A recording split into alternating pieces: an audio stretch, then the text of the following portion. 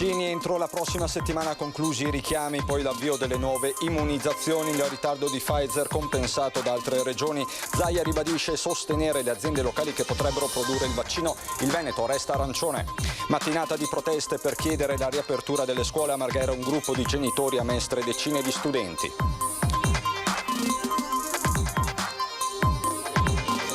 Centinaia di commenti e minacce da probabili seguaci delle teorie complottiste che su Facebook attaccano la campagna pro vaccini della CISL.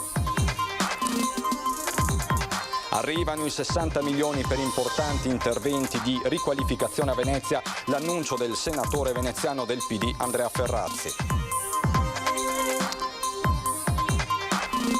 Anche dai membri di Venezia.com un monito per prestare la massima attenzione a quegli acquirenti che in questo momento di crisi vogliono acquistare immobili a prezzi stracciati approfittando della situazione. Sputava le donne che incontrava per strada. Gli agenti della questura di Venezia hanno arrestato un 36enne originario della Sierra Leone. Dall'11 al 16 febbraio Venezia festeggerà il carnevale nonostante il Covid, ci saranno eventi virtuali per grandi e piccini e non mancherà l'elezione della maschera più bella.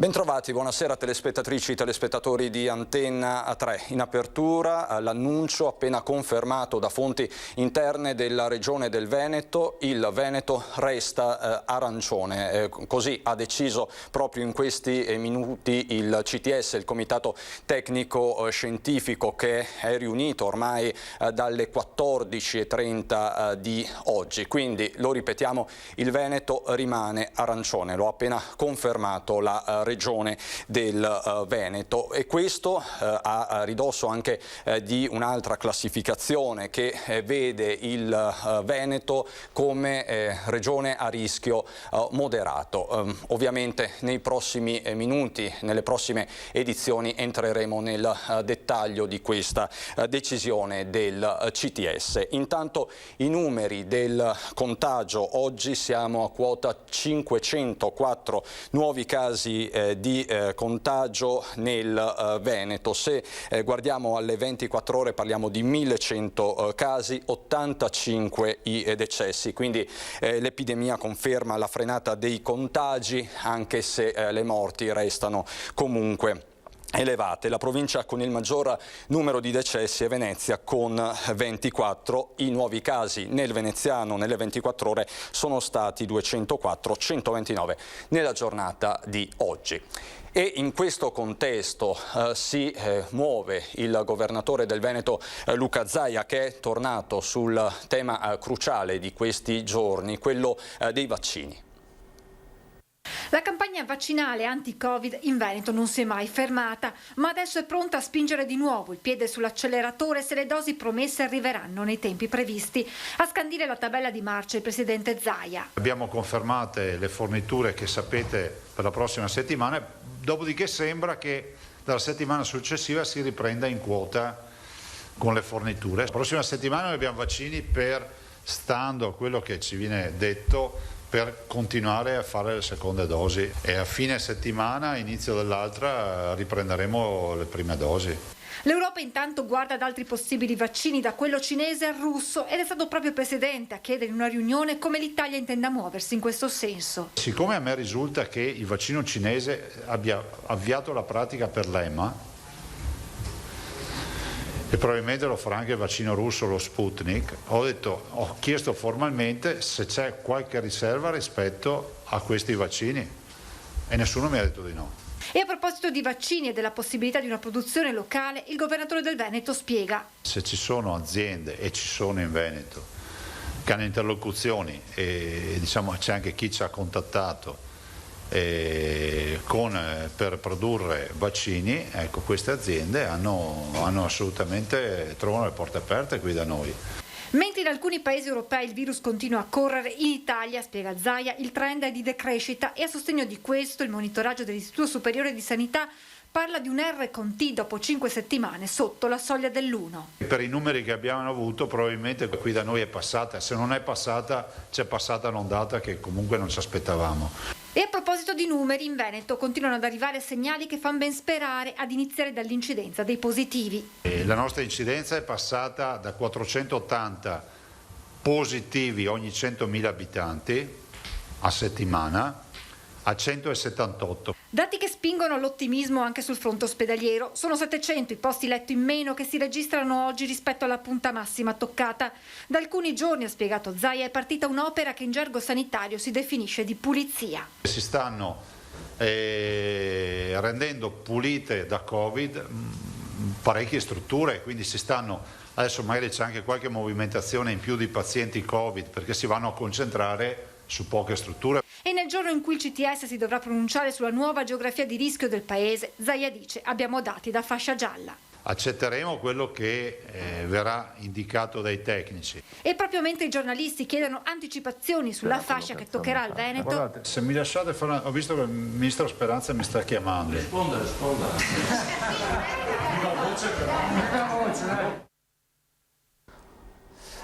L'aggiornamento lo avete sentito in apertura, nonostante i dati siano da fascia gialla, così ha detto oggi Zaia, lo avete sentito, restiamo in arancione, così ha deciso il CTS e così ci ha comunicato la stessa regione del Veneto. Tra l'altro c'è una conferma importante sul fronte dei vaccini che arriva dall'Agenzia Europea del Farmaco, dall'EMA. Sono stati avviati, quindi si conferma quanto detto dal governatore Zaia, contatti preliminari con l'azienda cinese Sinovac. Questa quindi la situazione aggiornata in tempo reale. C'è poi il capitolo della scuola, perché ci sono state le pronunce del TAR, ve le abbiamo raccontate, ma la protesta dei genitori e degli studenti va avanti. A distanza di una settimana e all'indomani del no espresso dal TAR sulla sospensiva richiesta dai genitori in merito all'ordinanza del governatore Zaia che chiude la scuola fino al 1 febbraio, nuovo presidio all'ingresso della Protezione Civile di Marghera. Non ci sentiamo ancora convinti di questa decisione, quindi la decisione della chiusura. Non ci sono argomenti ancora, secondo noi, plausibili. Secondo me, se si vuole, si poteva, organizzandosi, fare molto di più. L'esempio è la Regione Toscana, che ha messo dei fondi, hanno preso degli autobus, perché il problema di fondo, secondo me, è quello del fatto che ci sia paura per il trasporto pubblico con l'ammassamento dei ragazzi, che sono tanti. Abbiamo un sacco di agenzie turistiche con i bus fermi, che prendono magari la cassa integrazione. Come buona casalinga che sta attenta al bilancio familiare, gli stiamo dando questi soldi, diamoglieli per portare i ragazzi a scuola. Alleggeriresti il trasporto pubblico e avresti risolto una grossa parte del problema. Fermo restando che io 400 euro per il bus li ho tirati fuori e nessuno me li ridarà indietro, perché la CTV ha già messo le mani avanti dicendo che l'anno scorso ci hanno fatto rimborso, quest'anno ragazzi attaccatevi al tram. Una delegazione ha poi incontrato l'assessore Lanzarin, che ha spiegato loro che la decisione di chiudere le scuole non è stata facile, ma dettata da un quadro epidemiologico grave e i nuovi piani saranno fatti in base ai prossimi dati. Così i genitori, ma oggi hanno protestato a Mestre anche gli studenti. No alla DAD, ma perché no alla DAD? Perché noi vogliamo tornare a scuola in presenza e in sicurezza. Questa è la ragione principale che ha portato la rete degli studenti medi delle scuole superiori di Mestre, insieme a quelli di altre province del Veneto, a manifestare. All'indomani del responso del TAR sono tornati a chiedere maggiore attenzione per la scuola. Occupiamoci della scuola, la sintesi che compare sullo striscione. Noi chiediamo e anzi pretendiamo appunto che vengano dati fondi alle scuole, che si cominci a investire in qualcosa che serva veramente. Noi vogliamo assunzione di più professori e professoresse, vogliamo che vengano trovati nuovi spazi per le scuole, spazi che appunto in città come questa esistono. La manifestazione è culminata con l'occupazione simbolica e limitata ad oggi dell'edificio del Centro Unico Prenotazioni dell'ex Umberto I, con l'invito a riqualificare gli spazi in disuso aprendoli ai giovani. Noi oggi vogliamo dire che la città è dei giovani, noi siamo il futuro di questa città, abbiamo bisogno di spazi di espressione, di socialità, di aggregazione, di confronto e di discussione e questi spazi siamo pronti a riprenderci. Centinaia, davvero centinaia di commenti e minacce da probabili seguaci delle teorie complottiste nei confronti dei social della CISL, del sindacato che proprio ieri aveva lanciato una campagna di sensibilizzazione pro vaccino. Oltre 500 commenti denigratori e minacciosi sulla pagina Facebook comparsi a poche ore dall'annuncio della campagna di sensibilizzazione #vacciniamo il lavoro veneto promossa dalla CISL regionale. Pretesto dell'attacco social e il video in cui il segretario Gianfranco Refosco esponeva le iniziative programmate dal sindacato a sostegno della vaccinazione Covid tra i lavoratori, oltre che la richiesta alle istituzioni a contemplarne l'obbligatorietà in alcuni settori. Abbiamo postato sui social la notizia dell'avvio della campagna e immediatamente siamo stati sommersi da messaggi di insulti, di ingiurie nei confronti della CISL, messaggi provenienti da utenti non riconoscibili, dei troll, riconducibili al mondo del complottismo, dei Novax. Un'aggressione, ribadisce Refosco, che conferma l'urgenza di sensibilizzare e informare i cittadini più esposti al contagio da Covid-19. In Veneto abbiamo avuto quasi 8.500 morti dall'inizio della pandemia. Oltre 8.000 sono stati gli infortuni Covid denunciati, infortuni in posti di lavoro. Ebbene, a fronte di tutto questo, la necessità di informare compiutamente le persone ed invitarle alla vaccinazione riteniamo che sia sempre più importante. I post sono ora all'esame dei legali della CISL per eventuali querele per diffamazioni e altri reati, mentre sarà inviata una segnalazione alla Polizia Postale. Parliamo adesso di opere pubbliche perché arrivano 60 milioni per importanti interventi a Venezia, l'annuncio del senatore Dem Andrea Ferrazzi. Sono felice di poter dire che finalmente per la città di Venezia e per la sua laguna sono arrivati 60 milioni che erano stati messi nell'economia emendamento alla legge di bilancio 2020 nel dicembre del 2019 e il provveditorato per le opere pubbliche ha completato tutto il piano di investimento, cioè delle opere fatte attraverso questi soldi che sono opere fondamentali. Da tempo infatti Venezia necessita di determinati interventi, dalla difesa di Piazza San Marco alla messa in sicurezza degli argini, il recupero degli edifici, gli interventi sull'Osellino e il Marzenego, ma non solo. Stiamo parlando di interventi in Piazza San Marco, stiamo parlando di interventi per gli edifici, per le isole storiche, per le barene, anche per i fiumi che ancora hanno la foce nella nostra laguna, ma interventi fondamentali a Chioggia, a Mira, in tutta la laguna nord. Insomma, interventi davvero di riqualificazione, di equilibrio di tutto l'ecosistema lagunare, di scavo dei canali per consentire ai sistemi di trasporto interno, la CTV, ai cittadini di vivere adeguatamente. Insomma, 60 milioni che sono felici insieme ad altri colleghi del Senato di aver portato in questa città, perché è una città che ha bisogno di tutto il sostegno ora e in futuro per poter crescere, svilupparsi, creare benessere, lavoro, qualità della vita e naturalmente sostenibilità anche ambientale. Ci spostiamo adesso a San Donà di Piave, dove un parrucchiere è stato multato con 800 euro per aver violato le norme anti-Covid. Dentro il suo negozio di acconciature in 36 metri quadri la polizia locale ha accertato che c'erano 8 persone, alcune delle quali entrate senza prenotazione, che attendevano da tempo il taglio e la messa in piega. Dispiace dover intervenire a sanzionare comportamenti scorretti, il commento dell'amministrazione comunale, ma constatiamo con soddisfazione che la grande maggioranza degli esercizi è rispettosa delle norme e vigile nei comportamenti, così il comune di San Donà di Piave. Raffica di multe invece in arrivo per i 30 commensali della cena di protesta contro le restrizioni Covid che si era tenuta a Marcon nei giorni scorsi, a deciderlo la prefettura. Questa non è più vita, siamo zombie.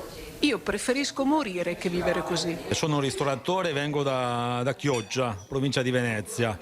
Io vorrei che l'opinione pubblica si focalizzasse più sulla nostra qualità a livello sanitario. È un nostro dovere di cittadini, prima di tutto, dare questa nostra solidarietà completa. Raffiche di multe in arrivo ai commensali di Marcon che hanno preso parte nei giorni scorsi alla cena di protesta tenutasi per Io Apro, iniziativa promossa sui social contro le restrizioni da Covid. Cena con l'arrivo dei carabinieri che hanno preso le generalità di tutti i partecipanti che ora si vedranno recapitare a casa una sanzione di 400 euro a testa.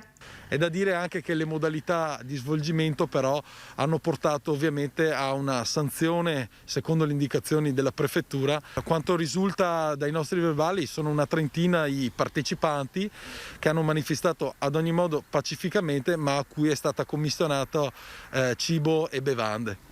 Multa, come noto, anche al ristoratore che ora dovrà affrontare anche la chiusura temporanea del locale da 5 a 15 giorni in base alla decisione della Prefettura di Venezia, e dire che i commensali, partecipando in massa, volevano aiutarlo visto che la sua famiglia è in procinto di aumentare. Willy è un amico, 3 figli, uno in arrivo, lo sto aiutando per dovere di solidarietà. Cena con tanti indipendentisti e dal sapore epiteliale più di propaganda che di protesta e sostegno al ristoratore. Sono Albert Gardin, 121esimo Doge, per dare una continuità giuridica e politica alla Repubblica Veneta. Partito Pace, partito degli antiburocrati, cristiani, costituzionalisti, europei.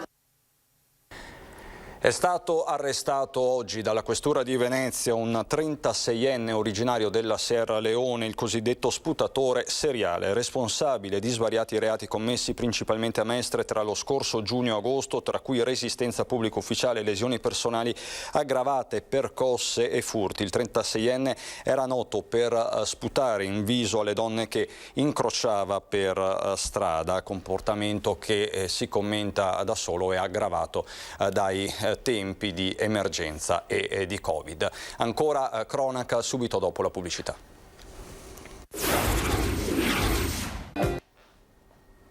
Rientriamo in studio per parlare del vero e proprio monito che arriva da Venezia.com per prestare la massima attenzione a quegli acquirenti che in questo momento di crisi vogliono acquistare immobili proprio a Venezia a prezzi stracciati. Adesso è un momento molto delicato perché le persone sono in forte difficoltà e quindi chi ha del capitale, che sia lecito o illecito, ha una possibilità illimitata di poter acquisire attività di qualsiasi genere, sperando poi nella ripresa prossima. Il monitoraggio messo a punto dalla Guardia di Finanza di Venezia per esaminare offerte di acquisto di dubbia provenienza coinvolge anche commercianti e associazioni di categoria nelle zone maggiormente interessate. Un problema che si è acutizzato a causa della crisi per Covid, ma che i veneziani sentono da tempo. Siamo ridotti ai minimi termini, però a differenza di altre città in cui nel centro sono scomparse certi tipi di attività, a Venezia stanno resistendo stoicamente. Ancora tempo fa un'iniziativa apponendo dei bollini con scritto approved by Venezia.com, che è il nostro adesivo che mettiamo nelle attività che secondo noi, secondo il nostro modesto parere, sono attività che portano avanti la venezianità e la cultura veneziana.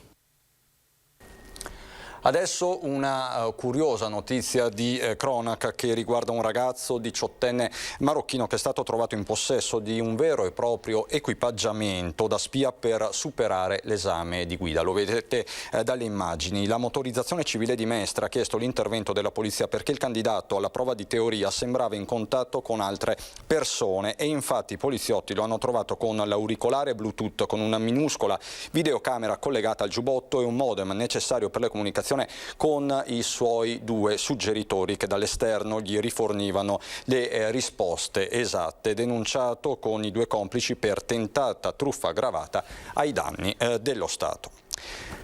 Cambiamo decisamente argomento, parliamo della mensa solidale di Piazza Ferretto che trova grazie ad un benefattore un locale dove poter continuare l'attività. Pasta, cibo in scatola, passata di pomodoro, generi alimentari a lunga conservazione, ma anche giocattoli e vestiti usati in buono stato. Così l'associazione Arte e Cultura Veneta raccoglie beni che arrivano da privati e aziende del territorio e li redistribuisce ai bisognosi, triplicati rispetto al primo lockdown. Ogni mercoledì e venerdì che noi apriamo dalle 9 alle 12 abbiamo circa una cinquantina di persone che fisse vengono a prendersi le sportine di cibo. Sempre più persone aderiscono a questa staffetta di solidarietà che prima si svolgeva in un gazebo in piazza Ferreto e che oggi, grazie ad un benefattore, ha una sede fissa. Da un paio di settimane abbiamo avuto una grande sorpresa da un benefattore che ci ha dato ad uso gratuito questo ambiente dove poter continuare questa nostra, iniziativa.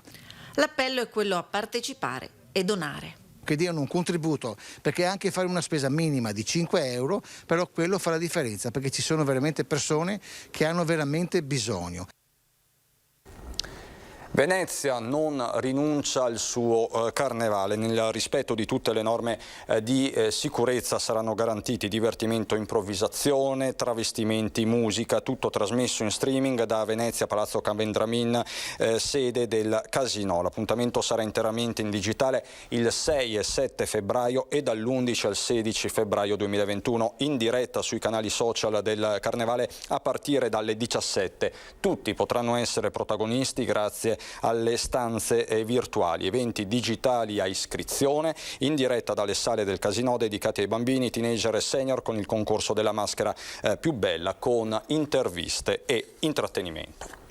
Vi ricordo la notizia che vi ho dato in apertura, il Veneto che resta in zona arancione nonostante i dati, lo ha detto oggi il governatore Zaia in conferenza stampa, siano da zona gialla. Fatto sta che siamo a 504 nuovi casi di contagio nella giornata di oggi, 1100 se guardiamo alle 24 ore su tutto il territorio regionale, poco più di 200 in provincia di Venezia. Su tutto il territorio regionale 85 decessi, 24 nel veneziano. Questo quindi è l'aggiornamento in tempo reale. Veneto che resta quindi arancione. Grazie davvero per l'attenzione. Adesso ci sono le previsioni del tempo. Buon proseguimento di serata.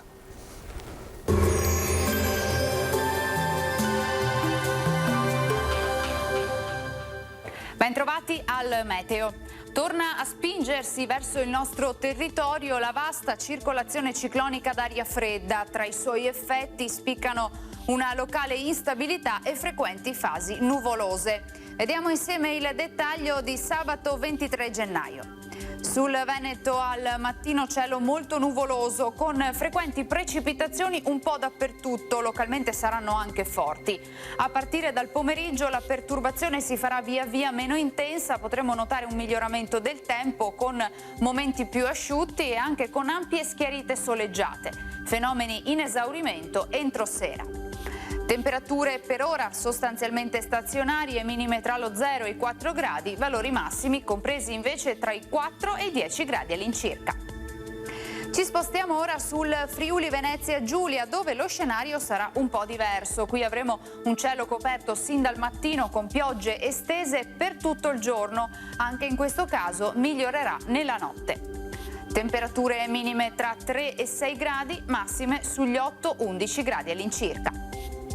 Uno sguardo infine alla situazione del Trentino Alto Adige, dove il tempo sarà instabile con piogge e locali nevicate a bassa quota, ma nel pomeriggio avremo maggiori parentesi asciutte e soleggiate. Temperature minime intorno allo 0, massime sui 5 gradi. Dal meteo di Antena 3 per ora è tutto, grazie per l'attenzione e arrivederci al prossimo aggiornamento.